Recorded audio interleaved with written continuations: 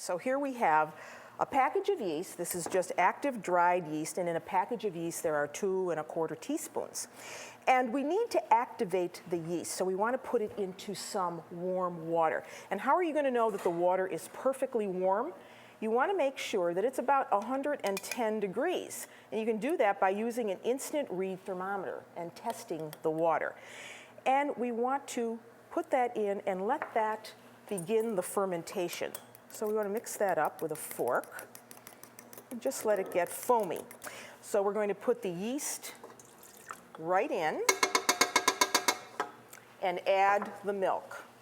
So that was 1/4 cup of water, 1/2 cup of low-fat milk, or if you're using sour milk, that's fine too. And now what we're going to do is just mix that around to get it going. So in go the 3 eggs. And again, we're just going to let that mix for a few minutes. Okay. Now, because this is a sweet dough and it has eggs and sugar, it's going to take this dough a lot longer to rise than if it was just a straight dough, if it was a dough that just used yeast, water, flour, and salt. And that's because we have fat in this dough.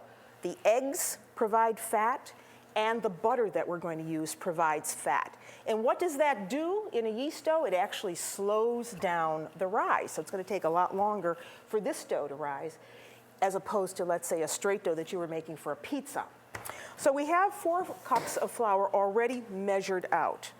And now we want to add some salt. So here's about 1.5 teaspoons of salt. We're going to mix that in with the flour. And then we want butter. And here we have 1 stick of unsalted butter that we have already cut up into pieces.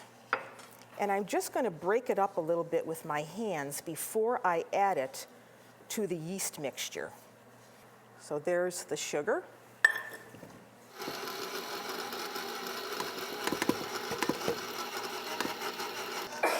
Now you want to start on low so that you don't get it all over the place. And then you can raise the heat, the paddle speed, and look at the dough. Okay, I don't want to add too much flour. Okay, now that's fine. So now what I want to do is take this out, put this down, take out this blade, and now we want to add this dough to our work surface. And you want to push away with this part of your hand.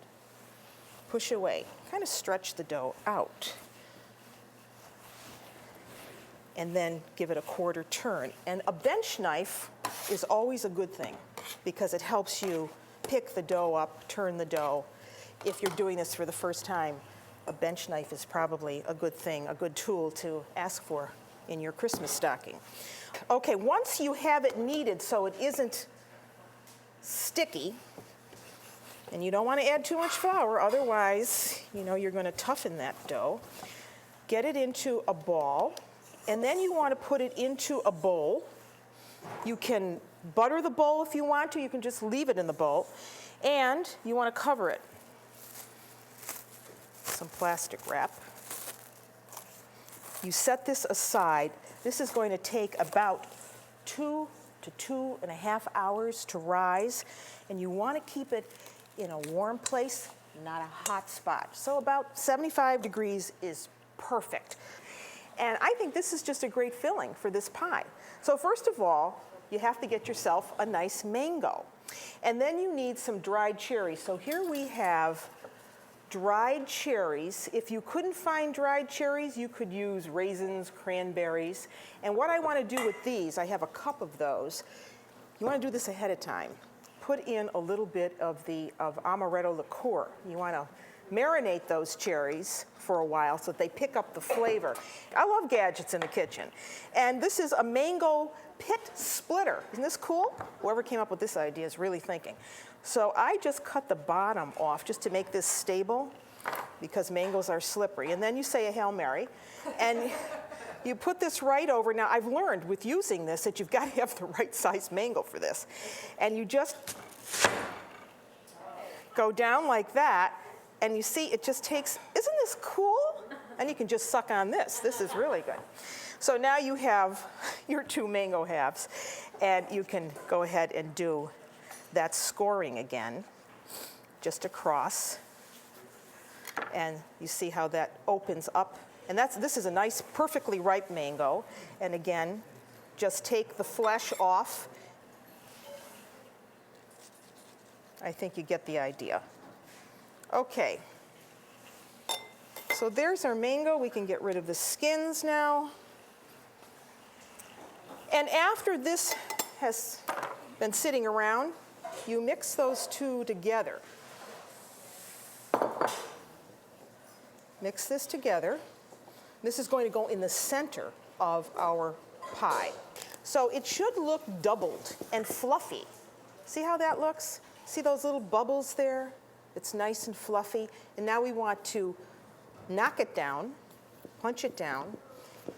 And what this is doing is dispersing those yeast cells so that they can feed on the sugars in the dough, make it more even all around. And you see how nice and light and fluffy that is. So you want to give that a couple turns on the board. But you see how nice and fluffy and beautiful that is.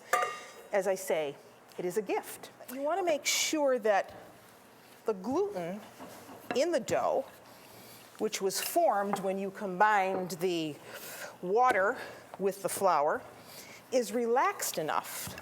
And you'll know that when the dough does not spring back at you. I'm going to lift the dough up and put it right on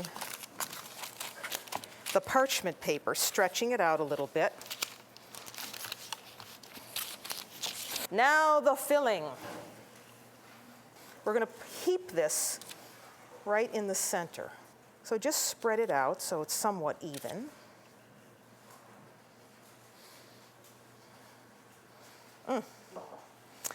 And then what you're going to do is take a scissors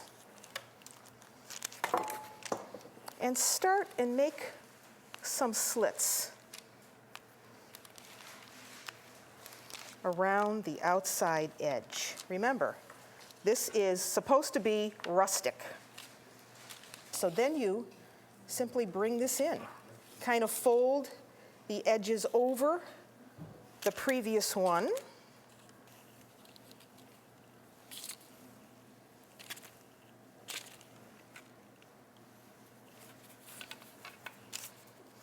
Okay, there's our cute little pie.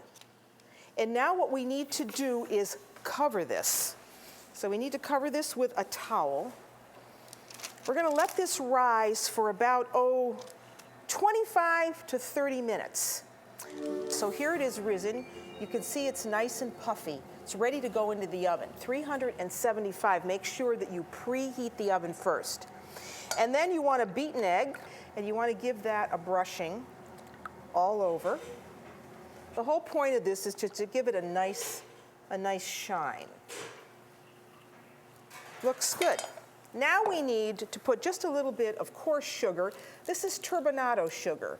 It's a coarse sugar, doesn't have all of its molasses taken out of it. That's why it's brown. So you sprinkle that over the top. This is just to give a little added crunch. Okay, that's ready to go in the oven. Remember, preheated to 375 degrees.